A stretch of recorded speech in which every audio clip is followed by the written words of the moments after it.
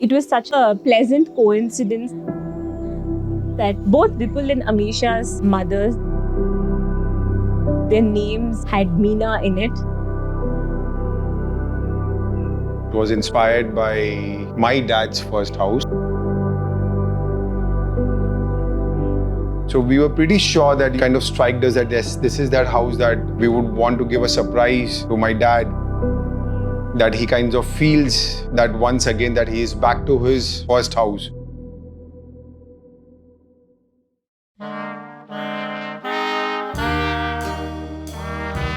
We felt it was such an apt name for the house also because we were talking about nostalgia, we're talking about memories, and this is such a sentimental and such a beautiful way to name your house and honor the past and honor your previous generation. Hi, this is architect Aishwarya Govind. I run a design practice in Bangalore called House of Ruya. Today, I'm taking you through one of our recently completed projects, Meena Nivas, located in Sarjapur Atibale area in Bangalore. For more details, please visit buildofy.com. Being a young family, they needed a house that would eventually grow with them and evolve with them. So we tried to incorporate modern elements under the tapestry of this old Kolkata homes or this old colonial homes. This is a 3,000 square feet house that is built on a plot of 60-40. The site itself is located in the central part and we had ample space around the building, so there was no dearth of light or ventilation in this house. To talk about the overall internal layout of the house, this is where we have a parking space and we enter through a door which is facing the east. We have a small little foyer here. So once you're here and you're viewing the entire zone, it's one large open space. The living area itself is this zone that we're seeing here. It is sunk in by about 3 feet 6 inches. So this gives us a partial double height volume for this space. We ran the paneling for the TV unit across the entire height and it was clad in rattan and dark veneer because we wanted deeper tones of wood in the space to reference the old colonial homes that you see in Kolkata. To access this, you come in here and you go down through these staircase. This is a cozy little space that we've created here. If you see along this edge of the living room, we have a small partition that we've created with rattan and wood. And this particular balustrade, which acts as a support for the staircase, is done with teak wood and wrought iron. The reason for keeping this balustrade smaller, lower, is mainly because we wanted visual continuity from the dining area. Right adjacent to the living area is the dining space. As you can see, we've not gone for a conventional dining setup for the dining area. So what we did over here was we have a central swing that sits right in the middle. So we made this a strong element in this space. And we have a clean white marble flooring. The teakwood swing along with the brightly colored fabric adds contrast and vibrance to the space. And we have inlay work done right below the swing, and we've tried to accommodate a crockery unit on the side. Right next to the dining area, we have the kitchen. This is an open kitchen and we have an island right in the middle. Because this is a family of 3, they don't necessarily have to use the dining area all the time. So they have this nice little breakfast counter that is accommodated in this island. And the rest of the counter is free for them to use for cooking.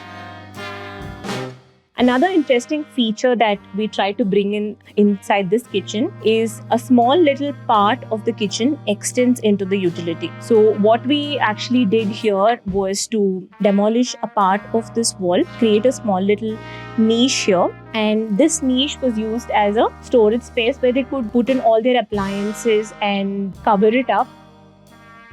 The kitchen and the dining area together opens into a private backyard for them. So this entire periphery that we see over here is covered with bamboo paneling, and the oxide that we see here is a continuity of the oxide that is done at the entrance of the house.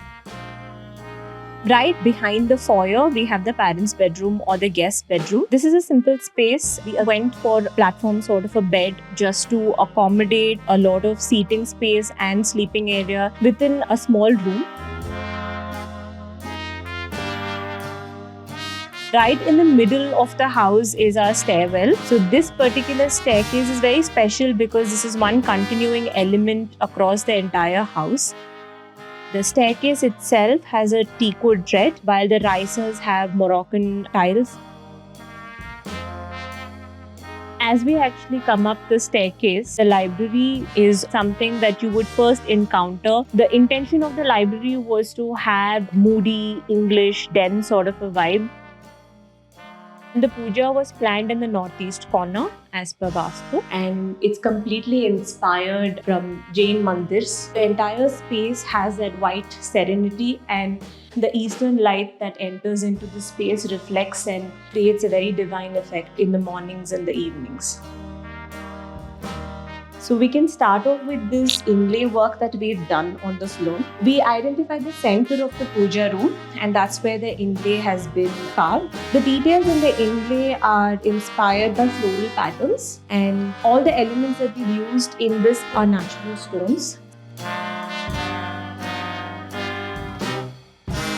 On either side of the staircase, we have the kids' bedroom.